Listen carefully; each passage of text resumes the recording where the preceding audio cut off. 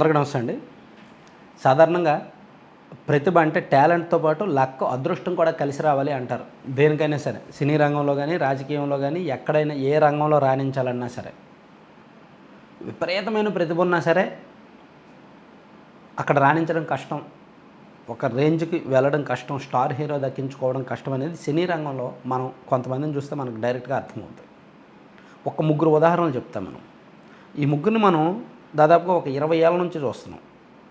సినీ రంగంలో ఉన్నారు, మంచి టాలెంట్ ఉంది, మల్టీ టాలెంట్ ఉంది, కానీ స్టార్ హోదాకు వెళ్ళట్లా. వీళ్ళ తర్వాత వచ్చిన వాళ్ళు జస్ట్ టాలెంట్ ఉంది, టాలెంట్తో పాటు లక్ కూడా విపరీతంగా కలిసి వచ్చి మంచి మంచి స్క్రిప్ట్లు కలిసి వచ్చి వీళ్ళకు మించిన రేంజ్లోకి వెళ్ళిపోతున్నారనమాట. ఇప్పుడు చూడండి, స్టార్ బాయ్ సిద్ధు జొన్నలగడ్డ సినిమాకి 10 కోట్ల రెమ్యూనరేషన్.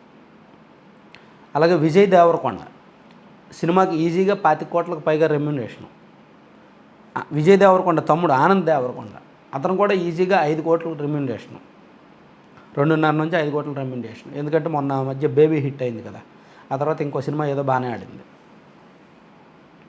అంటే వీళ్ళందరిలో టాలెంట్ ఉంది, టాలెంట్తో పాటు సినిమాలు కూడా మంచి స్క్రిప్ట్లు పడ్డాయి. ఇప్పుడు సిద్ధు జొన్నలగడ్డకి టిల్లు స్క్వేర్ పడ్డాయి.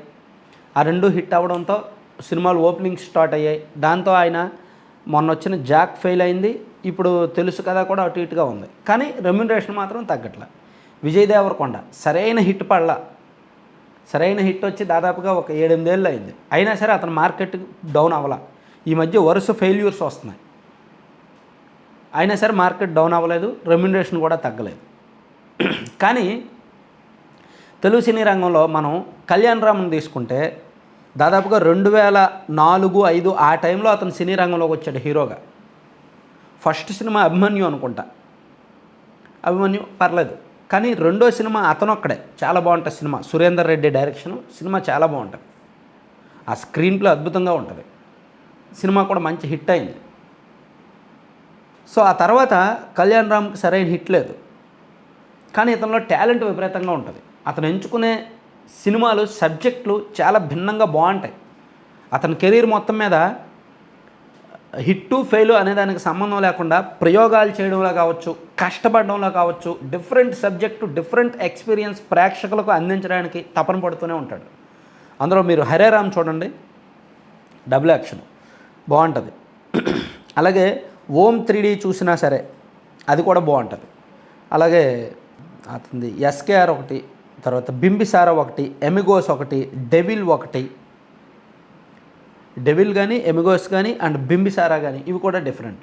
అతను ఒక్కడే ఒక పెద్ద హిట్ అయిన తర్వాత మళ్ళీ కళ్యాణ్ రామ్కి హిట్ వచ్చింది 2015లో పటాస్ ద్వారా. ఆ తర్వాత మళ్ళీ హిట్ వచ్చింది బింబిసారా 2022లో.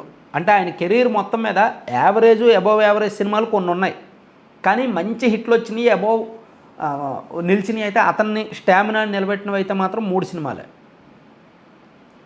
మిగిలినవన్నీ కూడా బిలో యావరేజ్ అలా వచ్చి వెళ్ళిపోతాయి. మరీ బాగాలేదని చెప్పలేం, బాగుందని చెప్పలేం, కానీ ప్రయోగాలు చేస్తూనే ఉంటాడు.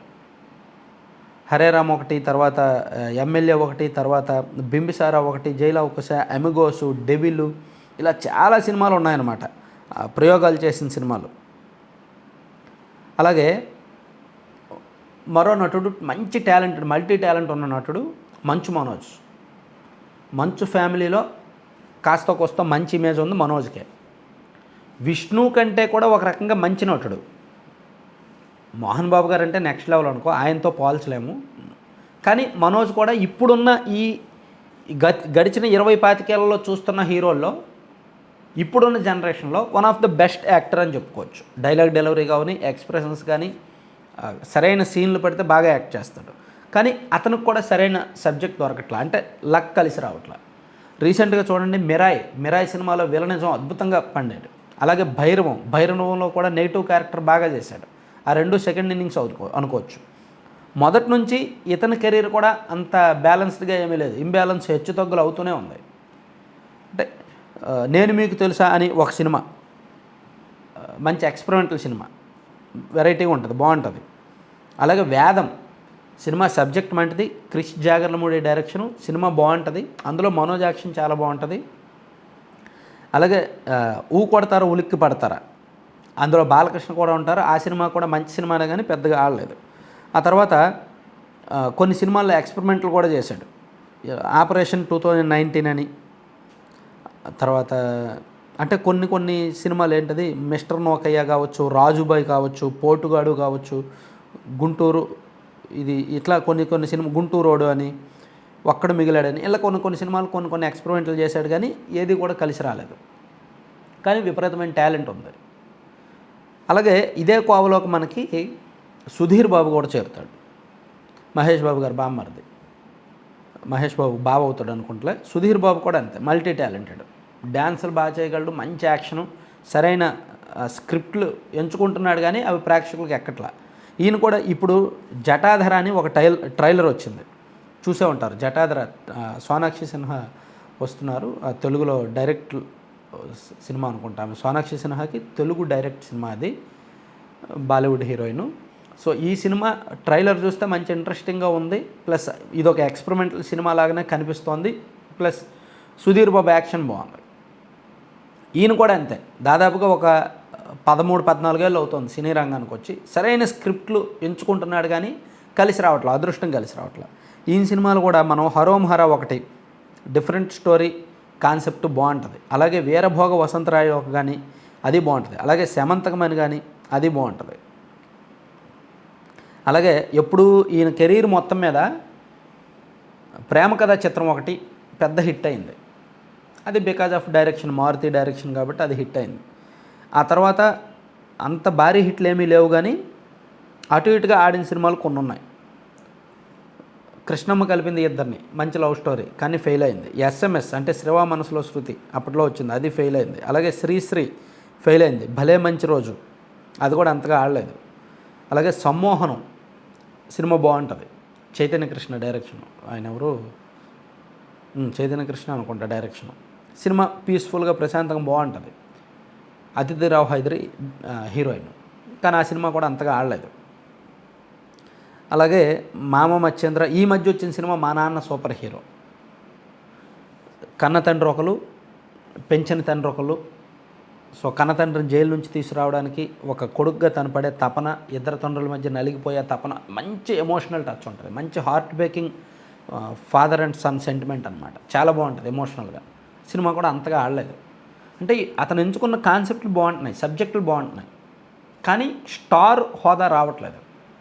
సో అంటే అందుకే నాకు వీళ్ళని చూసినప్పుడు, ప్లస్ సిద్ధు జొన్నలగడ్డ అండ్ విజయ్ దేవరకొండ లాంటి వాళ్ళని చూసినప్పుడు, అరే వాళ్ళంతా స్టార్లు అయ్యారు, వాళ్ళకంటే టాలెంట్ ఉన్న వీళ్ళు మాత్రం స్టార్ హోదాకు వెళ్ళలేకపోతున్నారే అనిపించినప్పుడు, సో అదే అనిపించింది, అదృష్టం కలిసి రావాలని. అదృష్టం అస్సలు కలిసి రావట్లేదు అనమాట. కానీ సరైన స్క్రిప్ట్ పడితే, సరైన స్టోరీ పెడితే, సరైన కంటెంట్ పెడితే వీళ్ళకి తిరుగులేని స్టార్ ఇమేజ్ వస్తుంది.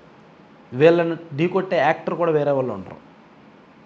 ఫైట్స్ కావచ్చు, యాక్షన్ సీన్స్ కావచ్చు, డ్యాన్సులు కానీ, డైలాగ్స్ కానీ, ఎక్స్ప్రెషన్స్ కానీ అన్నిటిలో కూడా వీళ్ళు సమతూగుతారనమాట స్టార్ హీరోలతో సమానంగా. సో దీని మీద మీ అభిప్రాయం ఏంటనేది కూడా కామెంట్ చేయండి. ఇటువంటి వాళ్ళు ఇంకా తెలుగు సినీ రంగంలో చాలామంది ఉన్నారు. కొంతమంది కష్టపడి స్టార్ హోదాకు వచ్చారు. కొంతమంది ఒక 10 ఏళ్ళు ఫైట్ చేసి ఇంక చివరికి వెళ్ళిపోయారు, కనుమరుగైపోయారు అనమాట. సో మీ ఉద్దేశం ఏంటి, ఇది కరెక్టా కాదా అనేది కూడా మీరు కామెంట్ చేయండి. Thank you.